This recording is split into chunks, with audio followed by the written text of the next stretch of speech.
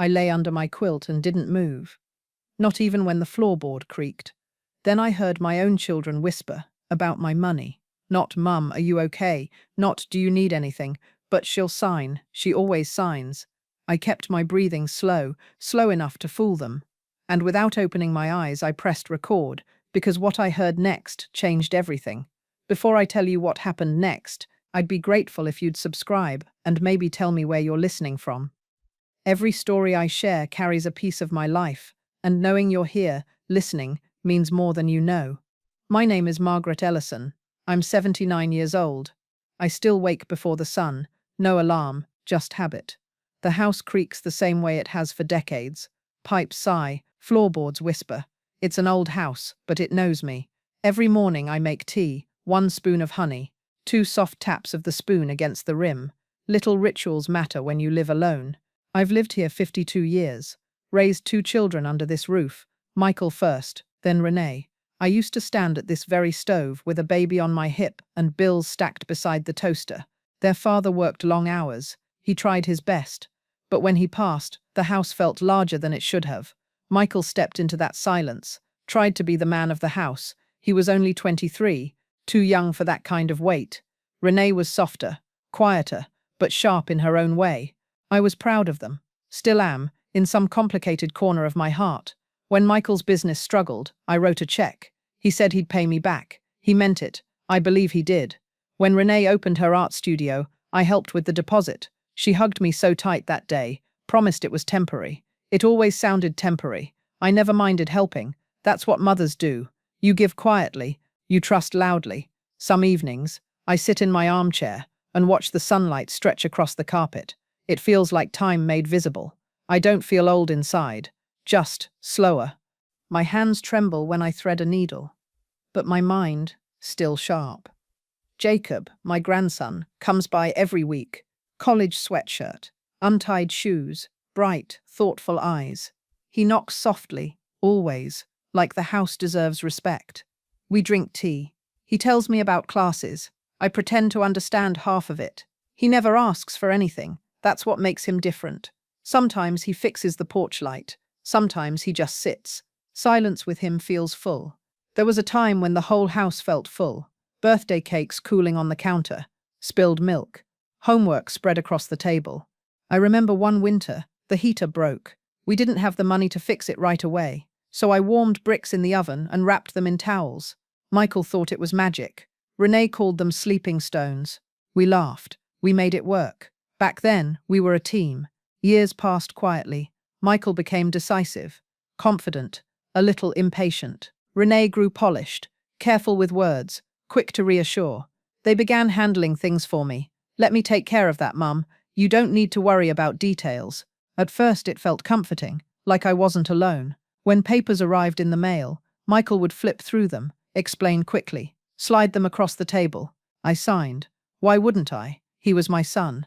Renee once said, "You shouldn't stress yourself with finances." She meant well, I think, but somewhere over the years, the tone shifted. Slightly, almost invisible. They visited when something needed fixing, or discussing, or adjusting, rarely just to sit. I noticed it, but I told myself I was imagining things. Old age plays tricks, they say. So I kept making tea, kept signing forms, kept believing that trust was safer than suspicion. Most nights I pulled that quilt over my knees and told myself I had done my best. The house felt steady, predictable, safe. But peace, I've learned, can be quiet right before it breaks. I didn't know it then, but that silence was the last real peace I'd feel for a long time. That night, I wasn't even meant to be in the living room. My neck had been stiff. So I stayed in the armchair, quilt tucked under my chin, lamp turned off. The house was dark, still. Then I heard the key turn. Not a knock, not Mum, just the soft click of entry. Michael's voice came first, low, controlled, then Renee's whisper just behind him. "Is she asleep?" A pause. "I think so." I didn't move. I slowed my breathing. In, out. I felt their presence cross the carpet. "She's out cold," Michael said quietly. "Good. Let's make this quick." Out cold. Like a lamp. Like something that could be switched off. My hand slipped slowly under the quilt. Jacob had given me that little recorder the week before. "Capture your memories, Grandma," he'd said. I pressed the button. The red light glowed faintly beneath the fabric. Renee opened the drawer by the hallway table, the one with my insurance papers. She won't understand any of this, she murmured. She barely reads them anyway. She always signs, Michael replied. Calm, certain. She trusts me. There it was. Not love, not concern. Trust, used like a tool. I felt my jaw tighten, but I kept breathing. She has more saved than she realizes, Renee whispered. If we restructure everything now, it'll be seamless later. Later. When the time comes, Michael added. When the time comes. As if my life were a calendar entry. Renee let out a soft laugh. Imagine if she knew what that house is worth now. She won't need it much longer, Michael said. That wasn't even the worst part. No, the worst part was how ordinary their voices sounded. No hesitation, no guilt, just logistics. I heard the metal touch metal as they tried keys in my small safe. Paper rustled, envelopes shifted. My life, being measured. She won't question anything, Renee said. She never does. That line cut deeper than the rest. Because she was right. For years I hadn't questioned them. I lay there, listening to my own children plan my disappearance from my own life. When they finally left, the door closed softly behind them. The house did not return to silence. It pulsed. I opened my eyes in the dark. The ceiling looked the same, the walls unchanged, but something inside me had shifted. I didn't feel angry. I just felt done pretending. Morning came pale and honest. I folded the quilt carefully, smoothed its corners. My hands didn't shake. That surprised me. In the kitchen, I turned on the kettle, let the steam warm my face. She won't need it much longer. The words echoed again. I set the recorder on the table. I didn't press play. I didn't need to. Just then, a soft knock came at the door. Jacob. When I opened it, he studied my face. You okay? He asked. Not curious, not calculating, just concerned. We sat at the oak table. He talked about school, a professor who believed in him, a scholarship he hoped to win. I listened, smiled. I reached across and touched his hand. You seem different, he said gently. Different can be good, I told him. Sometimes it means someone finally woke up. He didn't fully understand, but he nodded anyway. After he left, I pressed play. Their voices filled the kitchen. Clear, confident. She always signs. She won't need it much longer. I listened once, then again. On the third time, I stopped hearing shock. I started hearing pattern. This wasn't new. It was rehearsed. I turned it off and stared at the sunlight creeping across the table. For years, I believed helping them was love. Writing checks, signing forms, trusting without reading. Maybe it was love, but it wasn't wisdom. I stood and walked to the closet shelf, pulled down the metal box I hadn't opened in years. Inside were old bank statements, notes my husband had written, investment summaries. He used to say, money isn't about wealth, it's about control. I spread the papers across the kitchen table. Every number told a story. Decades of saving, sacrifice, careful planning, and I realized something simple. I had given them access, but I had never given them ownership. That was about to change. I looked at the recorder one last time. Then I whispered to the quiet kitchen. That's when I knew I would not stay silent. And something inside me went very, very quiet.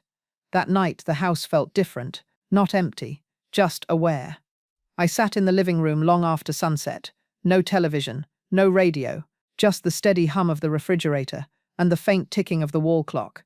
I held the recorder in my lap, turned it over in my hands. Such a small thing, such heavy proof. I didn't cry right away. Instead, I folded the quilt again, smoothed the armrest, adjusted the lampshade. Tiny movements, something to steady myself. Then the tears came. Not loud, not dramatic, just warm lines slipping down my cheeks. I cried for the boy who once believed warmed bricks were magic, for the girl who used to braid my hair on Sundays, for the mother I had been, the one who believed giving endlessly was the same thing as loving well. I stood slowly and walked to the hallway wall. There's a photograph there, taken almost 20 years ago. Michael's arm around me, Renee leaning into my shoulder, all of us smiling. I traced the edge of the frame with my finger. When did we become strangers? I whispered. The house gave no answer. Some nights I caught myself whispering their names, not in anger, but in disbelief. I replayed memories like old film reels, Michael crying when his first car broke down, Renee calling me at midnight after her first heartbreak. I had always answered, always, and now they spoke of me like an expiration date. The grief wasn't sharp, it was heavy. like walking through deep snow, every step deliberate, every breath slow. I went to bed late. Sleep didn't come easily. The ceiling felt farther away than usual. Rain began sometime after midnight, soft at first, then steady. I lay there listening to it tap against the windows. There's something about rain that makes a house feel lonelier. I turned onto my side, pulled the blanket closer. She won't need it much longer, the words returned. But this time, something else followed. You don't have to stay quiet. That voice wasn't theirs, it was mine. Morning arrived grey and slow. I moved carefully through the kitchen, boiled an egg, spread butter on toast, poured tea. Routine matters when your heart feels unsteady. I opened the drawer where I keep old birthday cards, pulled out one from Jacob. "Grandma, you're the strongest person I know." I smiled faintly. Strong. I had never thought of myself that way. I thought of myself as patient, giving, flexible, maybe too flexible. I walked to the window and watched a neighbor rake leaves. Life outside continued. Cars passed. Dogs barked. Children waited for buses. The world doesn't pause for betrayal. It rarely does. Around noon, I picked up the phone, then set it back down, then picked it up again. I dialed Michael. It rang 3 times. "Hey, Mum," he said. Casual. Easy. "Are you coming by today?" I asked. A short pause. "Why?" "Just asking. We're busy. Maybe tomorrow." "Busy." "Of course." I ended the call gently. No confrontation. Not yet. I wasn't ready. Revenge isn't built from rage. It's built from clarity. That afternoon, I opened my husband's old desk. Inside was a notepad in his handwriting. "Don't let worry make your decisions. Let clarity do it instead." I sat down, breathed slowly. Clarity. Not anger. Not hurt. Clarity. I took out a blank sheet of paper. At the top, I wrote 3 words: protect, prepare, proceed. My hand steadied as I wrote. This wasn't about punishing them. It was about reclaiming myself. I began listing accounts, policies, property details, not because I feared losing them, but because I refused to lose myself inside their assumptions. As evening settled, the rain stopped, the sky cleared slowly, a faint orange glow spread across the horizon. I stepped onto the porch. Renee's scarf still hung over the railing from her last visit. I picked it up, folded it carefully. I didn't throw it away. I simply placed it inside. Some nights, I caught myself whispering their names, not in anger but in disbelief. But disbelief was slowly giving way to something steadier, resolve. I began to think, very carefully. If you're still listening, thank you. Stories like this remind me, patience isn't weakness, it's quiet strength, and I was about to use mine. The next morning, I moved slowly. I didn't look fragile. I looked steady. Protect, prepare, proceed. Those 3 words stayed with me. I laid every document I owned across the kitchen table. The deed to the house, insurance policies, investment statements, old tax returns. Paper has weight, especially when it carries your life. For years, those papers intimidated me. Now they felt like tools. I called the bank first. My voice didn't shake. "I need to revoke all shared access," I said. There was a pause on the line. "Yes, Mrs. Ellison," the young man replied politely. "We can initiate that immediately." Initiate. Such a calm word. He asked security questions, dates, account numbers, my mother's maiden name. I answered every one without hesitation. By the end of the call, a temporary lock had been placed on every external authorization. Temporary. But it felt like the first door closing. Next, I called my investment office. Another polite voice. Another round of confirmations. I revoked permissions, cancelled automatic withdrawals, updated emergency contacts. Michael's name disappeared from the account. Just like that. No drama, just quiet erasing. Then I made the appointment. "Mr. Caldwell, an attorney I hadn't seen in years. I need to secure my home," I told the receptionist. She offered me a time that afternoon. I accepted. The bus ride downtown felt different. The city hadn't changed. I had. Storefronts passed by the window. A child tugged at his mother's sleeve. A man in a suit rushed across the street.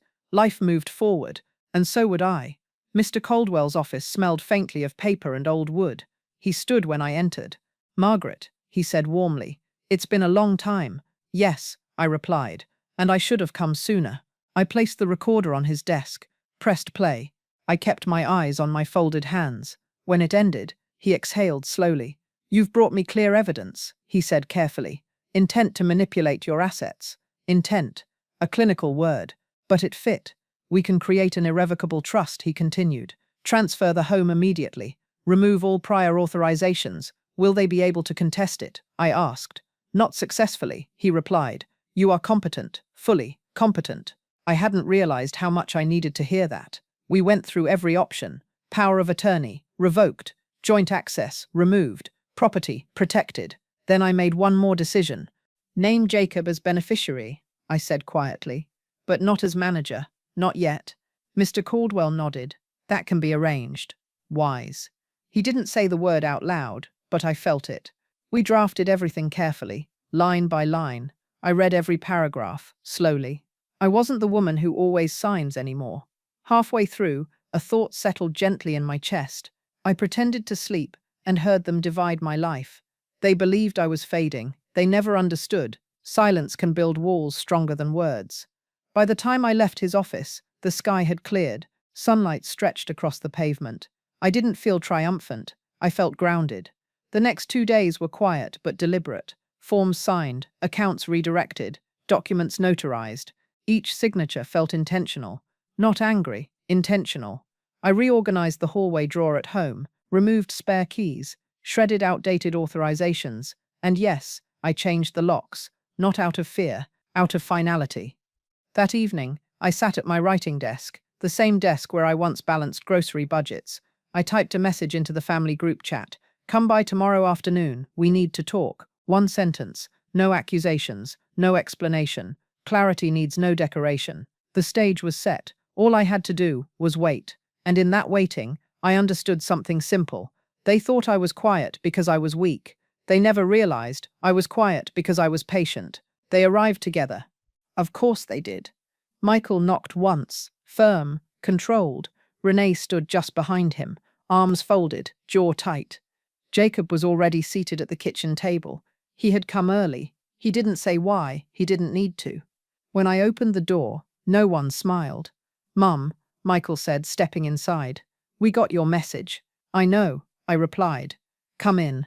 They walked into the kitchen like attorneys preparing for a negotiation. No small talk, no warmth. Michael placed a folder on the table. The bank contacted me, he said. You removed me from the account. I corrected an error. I answered evenly. Renee glanced toward the stack of folders near the counter. You've been making changes, she said carefully, without telling us, as if I required permission. Jacob sat quietly, hands wrapped around his mug. Michael leaned forward. Mum, this is getting out of hand. Is it? I asked. You're overreacting. Overreacting. I looked at both of them. Then I stood slowly and walked to the sideboard drawer. I pulled out the recorder, placed it gently on the table. The small plastic tap against the wood felt louder than it should have. Renee's breath caught. Michael's eyes narrowed. What is that? He asked. You know what it is, I replied. I pressed play. The room filled with their own voices. She always signs. She won't need it much longer. Once the house is in both our names. Jacob went still. Renee's hand covered her mouth. Michael stood halfway from his chair. Turn that off, he snapped. I will, I said calmly. After it finishes. Their whispers echoed against the kitchen walls, walls that had once held birthday laughter, now holding truth. When the recording ended, silence settled heavily between us. No one spoke. You're taking this out of context, Michael said finally. I was awake, I replied. That stopped him. Renee's voice trembled. We were trying to protect you. By dividing my savings, I asked softly. By scheduling my death. She didn't answer. Jacob spoke then. Quiet, steady. Dad, how could you? Michael looked at him, then at me. For the first time, he didn't look confident. He looked uncertain. I folded my hands in front of me. I have established a trust, I said. The house is protected. All access to my accounts has been revoked. Renee's eyes widened. You actually did it. Yes. Michael exhaled sharply. You didn't have to go this far. I did, I said gently, because you went much farther. No shouting followed. No slammed doors. Just the weight of truth. You don't trust us, Renee whispered. I trusted you longer than was wise, I answered. That was my mistake. Michael rubbed his forehead. So that's it. We're cut out. No, I said. You are my children. You may visit. You may call. You may share in my days. I paused. But you will not manage my life. That line hung in the air. Firm. Final. Jacob's presence steadied the room. She's capable, he said softly. She deserves respect. Renee looked at him like she didn't recognize him. Maybe she didn't. Michael gathered his folder. Fine, he muttered. We won't push. He sounded tired, not defeated, just confronted. They walked toward the door. No hugs, no apologies. Renee paused briefly. If you ever need anything, I will ask, I said. She nodded once. Then they left. The door closed softly behind them. I stood there for a long moment. The house didn't tremble. Neither did I. And in that silence, I finally felt free. Sometimes the loudest moment in life is when you say nothing at all. After they left, the house didn't feel empty. It felt settled, like something that had been out of place had finally been returned. I stood in the kitchen for a long moment, hands resting lightly on the back of a chair, breathing slow, no shaking, no regret, just stillness. I made myself another cup of tea, the same way I always do. 1 spoon of honey, 2 soft taps against the rim. Routine feels different after truth. I carried the cup to the living room and sat in the same armchair where everything had begun. The quilt lay across my knees. The house creaked gently around me. Familiar sounds, loyal sounds. They had never asked anything from me, never assumed ownership. They simply held me. I thought about the phrase that now defined this chapter of my life. I pretended to sleep and heard them divide my life. The strange thing is, I wasn't pretending anymore. I was fully awake. Old age isn't about shrinking. It isn't about fading into the background while others rearrange your existence.